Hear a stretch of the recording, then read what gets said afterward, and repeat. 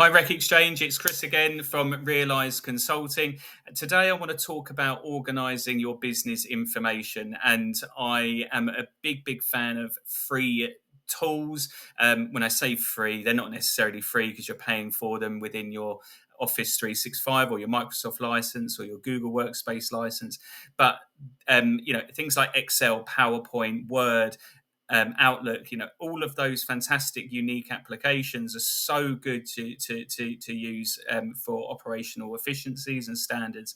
Some of this you might be doing already. Some of it might be scattered around in different places. Some of it you might be recording in a specific HR software application, which is fine, which is great. You can manage lots of different things that you might not necessarily be able to, directly build within Excel. You don't have the time to build in Excel, such as holiday booking, sick leave, things like that. But as you're starting out, or you might be 2, 3, 4, 5 years into your recruitment journey, you're spending so much time on being great at sales and dealing with clients and ensuring that you're filling as many roles as possible, that sometimes the organization side of things can fall by the wayside a little bit. So I put together just a very sort of brief overview of a lot of your business information, which is easily accessible. And I just wanted to run through each tab just in a little bit of detail. So looking at your team, what divisions and what, I suppose, departments do you have within your business? Who are they? What their role is? What device that they have, that what they use. So they could be, if you're a remote business, you could have a varied amount of company laptops out there, as well as people using their personal laptops. Having this information at quick glance is really valuable. Are they full-time and permanent roles? Are they on a contract? Are they on a temporary? Where are they based? What is their direct dial? And I find that having this information at quick glance is really positive and very useful. There are other things that you can add to this type of spreadsheet, such as what sector that those specific sales resources or delivery function are actually focusing on. Again, at quick glance, got this role come in, or got this client come in. Who can I allocate it to? Who is the best person that suits that particular requirement? And having people's skill sets listed down and what they focus on as a speciality is really great. Again, things like role types. What are your team and individuals great at? What job type? Are they working perm? Are they working contract? What regions are they working? And notes. I mean, this type of information is really useful to have at quick glance. And sometimes, we get carried away with these fantastic software applications, which we're paying, again, £20 a user for, and before you know it, you're 10 grand deep into investment. But this is free. It's included in your subscription, and it's certainly worth making the most out of. So just looking at the next tab, your tech and suppliers. So again, you might have, and I've spoken to so many business owners about this over time, is that you have such a variety of different contractual commitments out there for a number of different suppliers. But keeping it all organised in one place, linking in the contract from your SharePoint or your OneDrive straight into a single point of information is a very useful and straightforward way of managing your suppliers.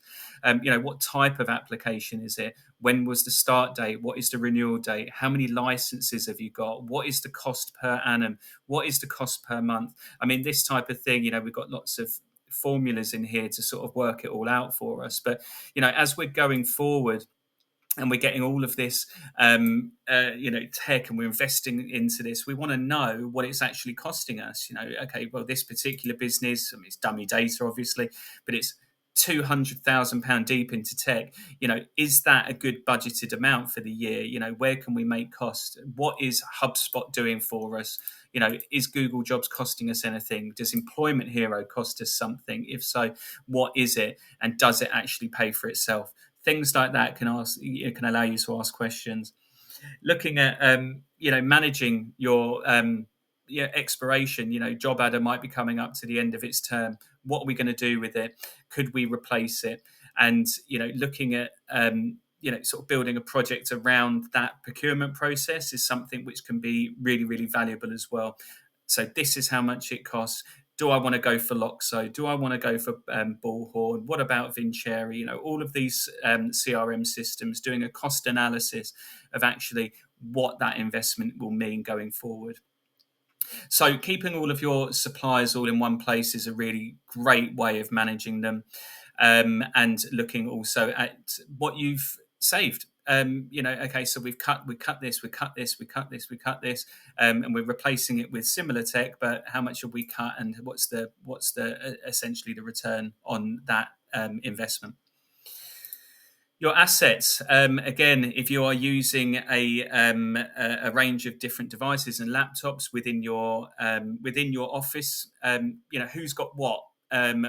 What is the host name? Things like that. What's the host name? That's a bit of a silly thing to say, but is it in use? Is it working? A lot of this your IT company will manage for you. But if you're a small business, you want to keep track of your assets. You want to make sure that you know that if there are reported issues with certain devices, you're going to need to budget for a potential replacement going forward in the future.